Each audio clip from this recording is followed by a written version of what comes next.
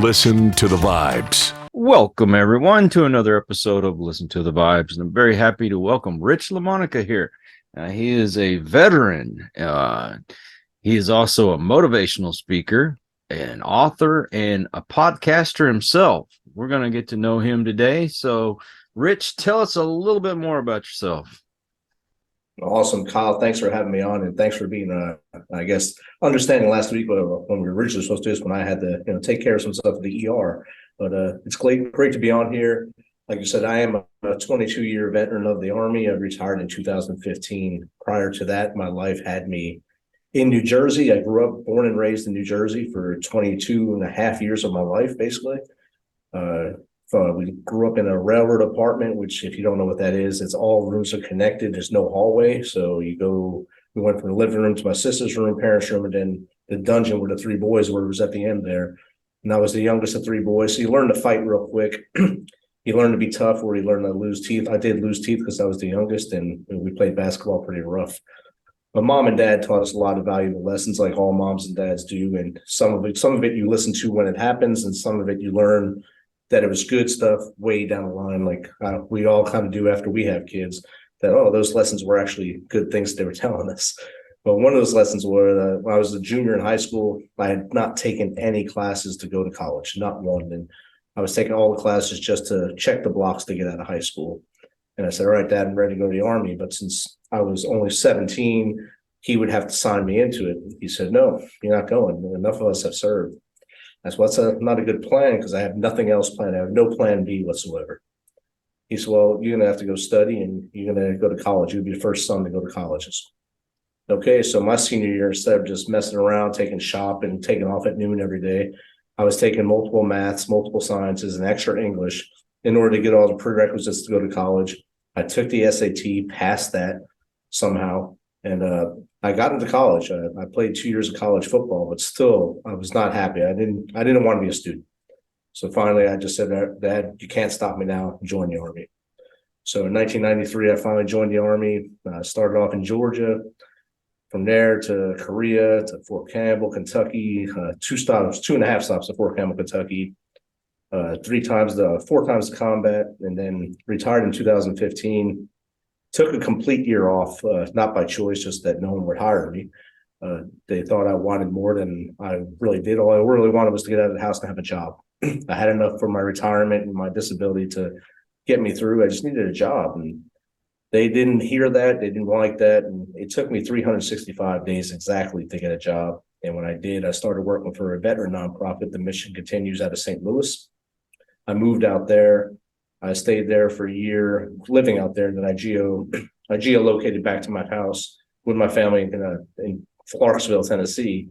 So I stayed with my wife and daughter there, and I worked remote from there. I covered the central region, which was basically Texas, straight up the swath of the United States, to mentor veterans as they went through basically a 6-month fellowship at home, getting back in, basically transitioning back into civilian life, and learning the new leadership styles and new things, new tricks and traits. And then finally, my former first sergeant from the Army called me and said, hey, you want to work at Fort Campbell? I said, yes. And he gave me a job here. And I've been doing this now for 5 years, training soldiers on Fort Campbell. In that time, I've also gone to Georgetown University, got my master's degree in Homeland Security and disaster emergency management. And now I'm going to Liberty now for my doctorate for Homeland Security as well. I've written 2 books, 13-Step Guide to Success and Out of the Darkness. And like you mentioned earlier, I started my own podcast, the MisFitNation. So tell me about your podcast. Well, the podcast, I think like most people during the pandemic, they were looking for stuff to do. I had just finished Georgetown, and I knew I had a lot of time during the week where I wasn't doing anything. About 8 hours a week that weren't allotted to anything. So I said, I'd probably do a podcast. Joe Rogan does it. I can do it. And that dude does all this UFC stuff, all this comedy stuff, and he fits time to do it. I can do it. So I called my former soldiers, said, look, is it all right if I use the Misfit name? Because that was the name for our platoon in Afghanistan. They said, yeah, sure, go ahead. And I made it the Misfit Nation. I started recording just in my Jeep. I'd go park across the road here at the casino they were building. I'd record my interviews in my Jeep. Jeeps are pretty loud. And I learned some valuable lessons there. I had veterans coming on at first to share their story, to get the pressure off their chest, so maybe wouldn't lose so many. So as you share your story, you kind of breathe a little easier. And then they say, hey, look, man, we need more help. We need to learn how to start businesses, how to be a good entrepreneur, how to write books, how to get into music, how to get into Hollywood. I said, okay, challenge accepted. So I just reached out and I started getting guests, and now we're 300 and I think 24 episodes in, and just I get different guests all the time. It's like something new every time I get on my show. Tonight I have an author again. It'll be a great show with her as well. Wow. I'm really impressed with that, because a lot of the soldiers come home and they don't have a purpose, it seems. Right. They're just, I've mentioned this on other shows before. Y'all are trained like attack dogs and then expected to be a home pet when you get back. And that's not fair. Exactly. Expect to be a poodle when you come home, and it's hard. Like for me, so after 22 years, taking off the boots and the next day, nothing. What do I do with my hands at that point? And you mentioned purpose, and purpose is one of the big reasons a lot of guys and girls end it. They go to the darkness and they don't come back. They can't fight those demons anymore, and there's just no more purpose in their life. There's no more camaraderie. There's nothing there. In the civilian world, you can get a job, it's great, but it's not the same. It's not, you don't have that brotherhood or sisterhood there where you always feel like you're part of a team. It's usually most corporate worlds is you're about the me and moving up or down or wherever you're trying to go in the corporate world. Well, one of the last guests I had talked about how, you're kind of, up in rank or something when you're in the military, and then expected to start at the bottom when you're in civilian life. And it's not as easy to do. And plus the camaraderie. I mean, you have a brotherhood and sisterhood over there that is really hard to get when you're in civilian life. Oh, definitely. And like you said, the rank and starting at the bottom, a lot of people can't adjust to that. They cannot physically, mentally, and morally go from leading X amount of people to getting led by someone that's half their age, if half their age. Maybe they're 27 years old or something like that. And they're telling them what to do because they have so much life experiences, how it should be done. And a lot of soldiers, a lot of veterans cannot handle that at all. Some can because they just know that it's a paycheck, they got to get by, but a lot can't. And there's a statistic out there that I think it's 87 to 90% of most veterans quit their first job within a year because of that. Oh, I can only imagine. What about these folks that come over here and just can't adjust, and like here in Austin where they're living on the street? Right. And that happens too a lot. And some people say it's their choice. Some people say it's because of PTSD. I'm not the doctor. I can't go into that, but a lot of it comes from losing that purpose and losing that ability to just be able to put them boots on in the morning, go to work, do your job, and do what you do and love what you do and love the people around you. And then when you turn it off, it's off. And it could be someone that was in the National Guard that went to war and got activated for a year. And then, it's actually usually for them, it's about 16 months because they do before and after time. But they do all that time, then they come home and it just shuts off. It's hard to shut that off. It's very hard to turn that switch off. Like you said earlier about the attack dog to being basically a lap dog, it's hard to turn that switch off. And if you're not getting some kind of help along the way or have someone that you can talk to, it's very hard to come out of it. And unfortunately, there are a lot of our brothers and sisters that wind up living under bridges, or I'm not sure how they live in Austin, but I went to San Diego and there was a whole street dedicated to homeless, and they had tents at night and stuff. It was horrible. Wow. Do you know the statistics of those that come back and get into substance abuse? It's a high number. It's over 50% that have reported that they've done it. I'm not sure the exact number, but it is over 50% that have either alcohol, drugs, or a combination thereof. And then there's the ones that have the criminal record because, I mean, they don't know what to do. And when you get hooked on either one of those, especially the hardcore drugs, you have to find a way to pay for them or get them. So you're doing illegal things in order to get them, or illegal things just to live. And it's a hard cycle. And it's, if you don't get help soon, quickly, you don't make it out of that cycle. Mm-hmm. Well, tell me about your motivational speaking, because I noticed that was on your list. Yeah, I'd like to go out and talk about my story about growing up in the city. I bring up my dad a lot in my stories because he's probably my biggest mentor and the things he did for us. And he worked 3 or 4 jobs at a time. He had a main job with the electric company by us, and then he worked for the city morgue. He drove a truck.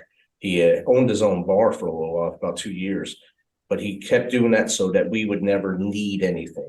And there was, I mean, we of course we want stuff. All kids want more than they have, but you didn't need anything. We had clothes, we had food, and we had shelter. That's all you need, really. And you had guidance from mom and dad. They never said no to anything.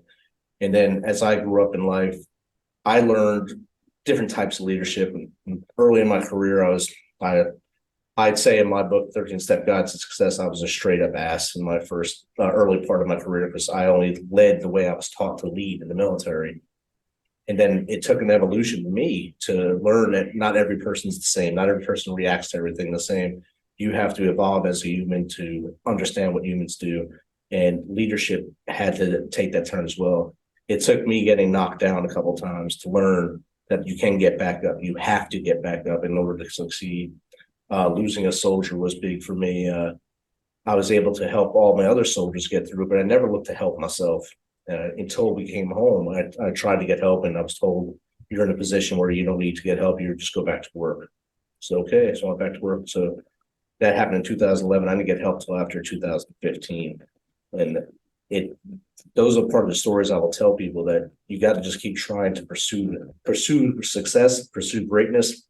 Don't fall. If you get knocked down, get right back up, because you're not judged by how many times you fall. You judge by how many times you get back up. How do you get into motivational speaking?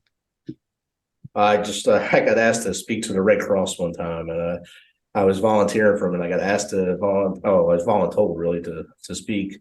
Hey, help us set this up. Oh, by the way, you're giving a 30-minute speech. Oh, I am.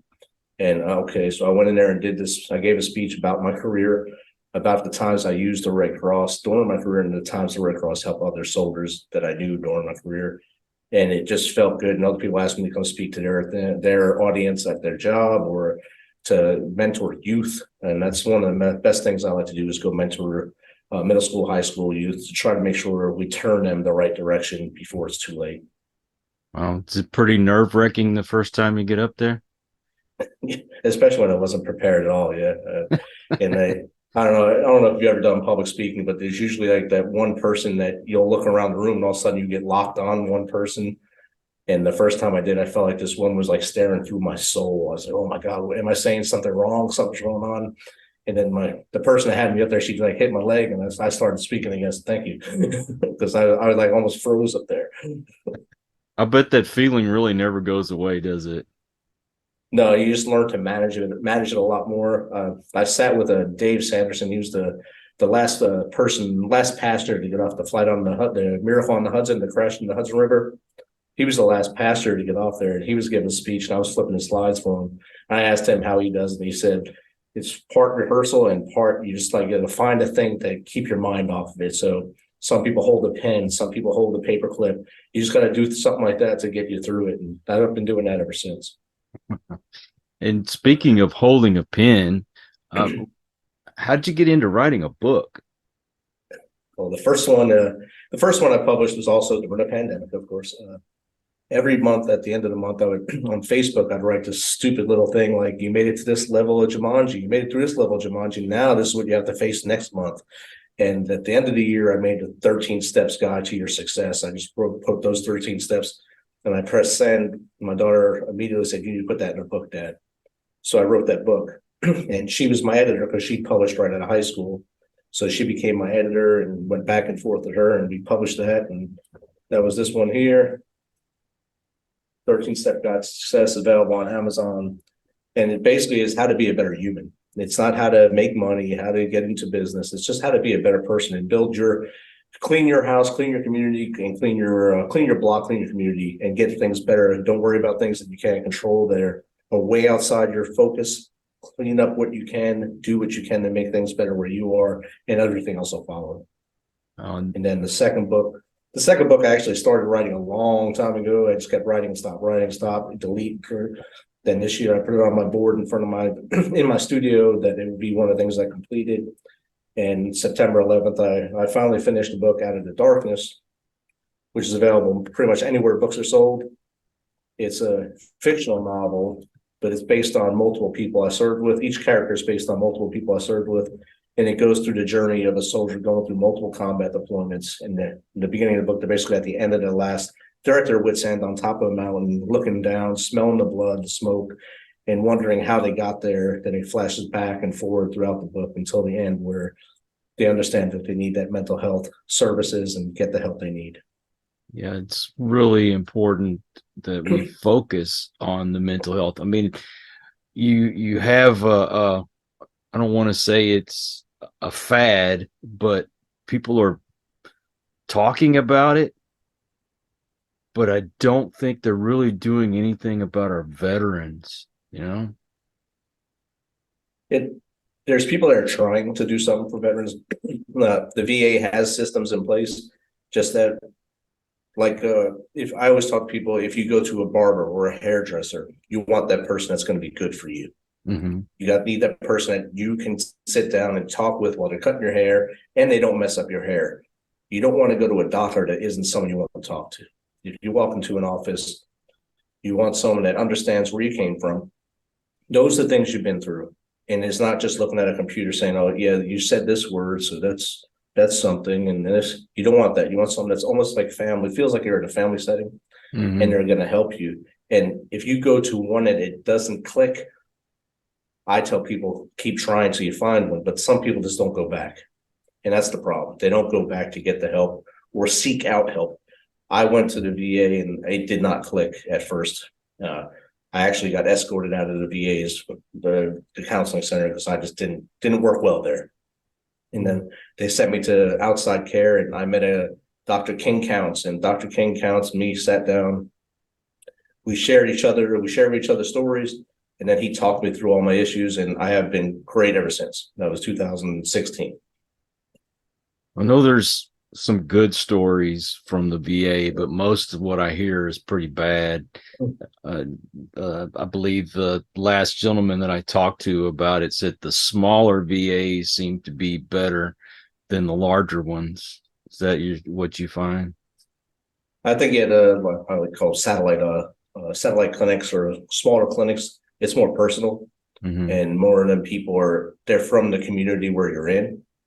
And if you go to the big one, it's usually they're traveling to that big one to be in that hospital, or they don't understand the veterans' plight or what their story is, and they're kind of going off they're taught what they're taught in school. I don't know how they're taught, and if we're taught to fix a tire this way, we always fix the tire this way. It's the same way they feel they should treat each patient.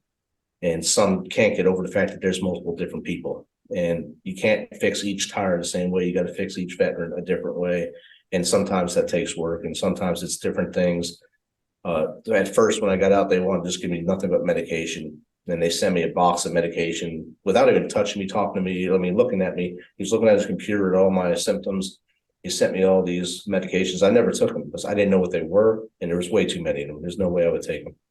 And then when I talked to Dr. Counts and we just talked through stuff, we did EMDR, eye movement dissociation or something. I forget what the DNR stand for, but it's EMDR. We did, and that worked perfect for me. And that may not work for the next person. They may need something else, a different version of that. But I don't think drugs is the answer. I think that just covers up, puts a Band-Aid on some stuff or hides something for a little while. And then if you forget to take it, then that you tearing off that Band-Aid, the scab comes off and whack, you're nuts again. It's almost like an assembly line, you know, they bring you in and, well, here's the next one. And next one, same, trying to do the same thing over and over again, just not going to work. Right. And, or they try to do group counseling, and not a lot of guys or girls want to go sit in a group and tell their story. You got to get to that point. You can't start there right away. You got to do one-on-one stuff. And I know group works for people, like AA works for people, and Narcotics Anonymous, that works for some people. But you got to start at the basic first, start treating the human. And then once they get past they're taking care of themselves, then they can go in there and share everything so that they see they're not alone, and then bam, move forward. Well, a lot of guys are not going to want to open up in front of other people, Right. whereas being on that one-on-one with the doctor, you're going to say things you're not going to say in a group setting. Exactly. If Mm. you look at the movie, the other guys are Mark Wahlberg and Will Ferrell. Mark Wahlberg has to go to a group thing because for officers who shot their weapon in the line of duty, and he was going there for months and months without sharing. And that's how that scene starts. You've been going for this many officer. You've been going for that. You've been coming here so many months. You haven't shared. Why not? You need to share. And then he finally shares, and they all go. They all attack him for what he did. So that's why you don't want to do it sometimes. But notice that you want to get into Homeland Security. What brought that on? Kind of my last my last deployment, I was studying business at the time, and I had met an officer, and he said you should probably do Homeland Security based on your knowledge. Mm. So I started studying that for my bachelor's degree. I did Homeland Security, emergency management, and master's, basically the same thing. Now doctorate, staying in that path. But Homeland Security kind of aligns directly with what I did in the military, protect, serve, security, and stuff like that. So just now that I've been able to help our whole country instead of just a small sector of it, I can my decisions or my planning might be able to help others in the future. Whereas we didn't have a Homeland Security when I was growing up, and it didn't get established till after 9/11, really. So it was a second thought, or I guess a knee-jerk reaction to start that program, or start the department. And now here we are, still basically in its infancy. It's only 21 years later, 22 years later. So it's good to be getting into something that's still new and still accepting new ideas. You think it's going to affect what you're trying to do here? No, no, no. You're going to keep going and keep doing it, huh? Yeah, I'll keep doing both. Yeah. I try to keep them as separate as possible. Hey, man, well, you know what you're doing is important because a lot of guys just need a voice. I think if we had had stuff like this back during Vietnam days, that Yeah. maybe we wouldn't have had as many tragedies as we have.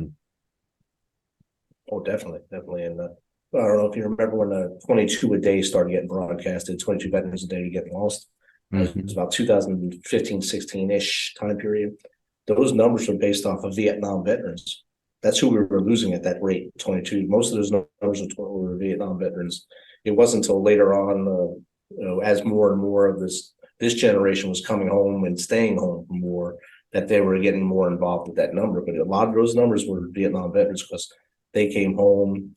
You've seen the videos getting spit on, baby killer, all that stuff, and then they'd go to try to get help and told, "No, nothing's wrong. You're good. Go home. This isn't service connected. You're just missing an arm from an explosion. That's not service connected. Go get something else." And that was the playbook back then. They always said deny, deny, deny until they finally give you service. So many of that generation, if they were told no, this isn't the reason, in their head it was okay. If that's what they said, that's real. I have to go on and live my life, and I'm going to do it without help. I'm just going to do it my way. And for some, of course, they became raging alcoholics.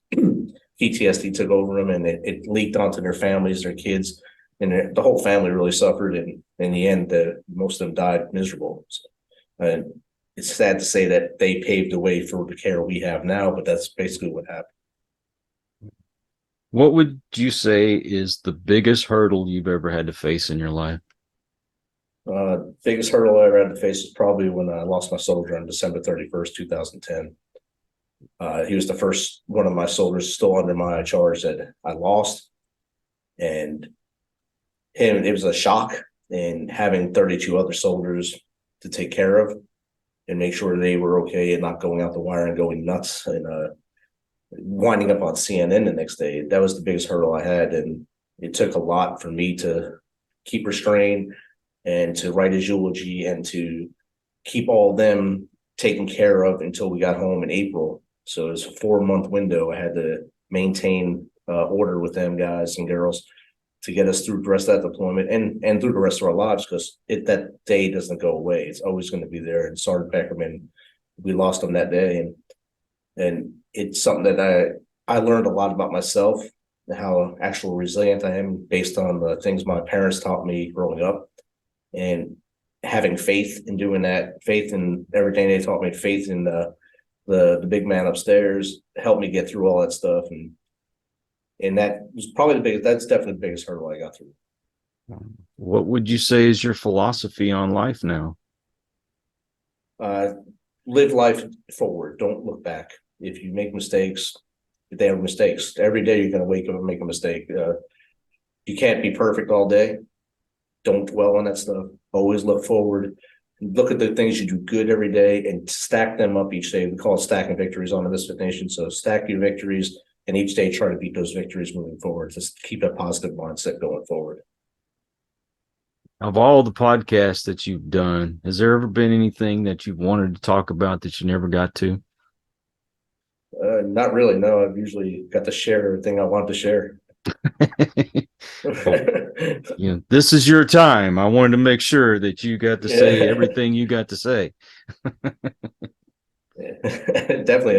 The only thing here, if you guys want to come join us on the MisFitNation, we're live Sundays, Tuesdays, and Thursdays at 7 p.m. Central Standard Time on our YouTube channel, all our social medias. You can find it on themisfitnation.com, and on YouTube, it's at @the_MisFitNation. I am going to put all the links to those in the description to make it easier for folks to find you. Good. Thank you. Oh man, of course. I've not served myself, but I have a soft spot because my grandfather, my dad, my cousins, they all served, and I've had friends that served as well. And I hear the horror stories, and I feel like you guys deserve a platform. You deserve to be understood, not just helped, but understood. I think that's the major problem is if you've seen that movie, and I want to say it was Tobey Maguire and Jake Gyllenhaal, where Tobey Maguire has come back from the war, and I think Jake is his brother, and his brother's kind of the black sheep of the family. But Tobey Maguire, his attitude and his behavior has gotten really out of hand because of the stuff he saw when he was in battle. And he's made out at the end to be the bad guy in the story. Now, granted, what he did to his wife, or tried to do to his wife and his brother, it wasn't great. But if you ask me, they're the bad guys because he didn't get the help he needed, and he was just misunderstood. Have you Definitely, seen that happens. And I did see that movie. I can't remember the name of it though, but I know the movie you're talking about. And that, unfortunately, that does happen a lot.